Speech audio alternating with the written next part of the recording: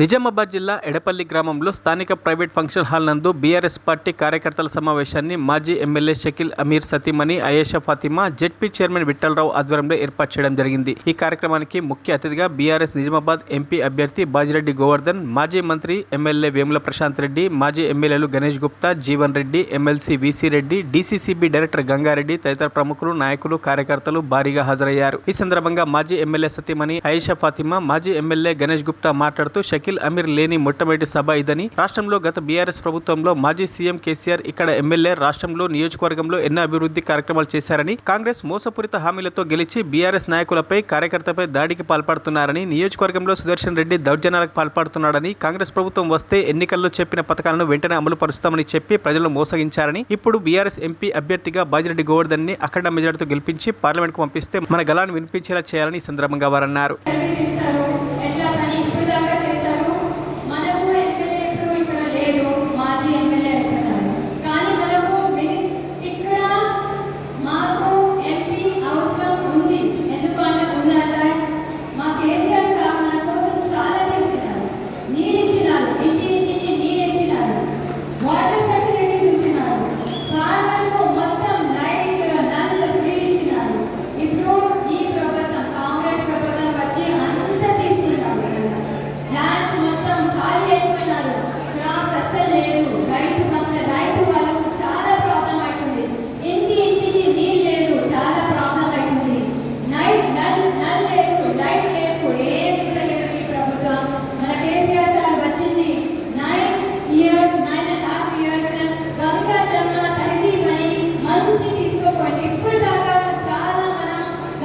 మా బాధ్యత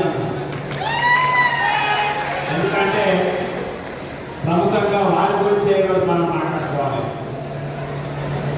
మరి ఇంత చక్కటి కార్యక్రమం షకీల్గా ఇక్కడ లేకున్నా ఎందుకు లేదని మీకు తెలుసు, ఎందుకు రాలేకపోతున్నాడో మీకు తెలుసు.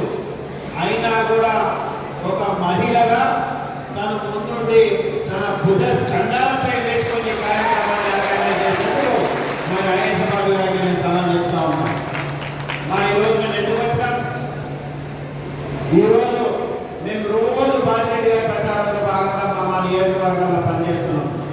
కానీ ఈరోజు నేను కానీ, మా ప్రశాంత్ రెడ్డి గారు కానీ, మా జీవన్ రెడ్డి గారు కానీ, మా వీజీలో గారు కానీ మేము వచ్చింది అయేషా బాబు మీరు ఉంటాయి కాదు, మీకు మేమందరం ఉన్నామని చెప్పడానికి మేము ఇక్కడికి వచ్చినాం.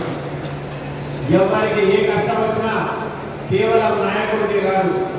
మొన్ననే మన బీఆర్ఎస్ పార్టీ అధ్యక్షుడు మన మాజీ ముఖ్యమంత్రి కేసీఆర్ గారు చెప్పిండు, ఏ కార్యకర్తని జైల్లో పెట్టినా, ఏ కార్యకర్తకి ఇబ్బంది అయినా అడ్వకేట్ ఉంటారు, 10 కోట్ల రూపాయల నిధుల్ని బీఆర్ఎస్ పార్టీ కేటాయించిందని చెప్పారు. మరి మా షకీల్పై అన్యాయం అయితే మేము చూస్తూ ఊరుకుంటామా?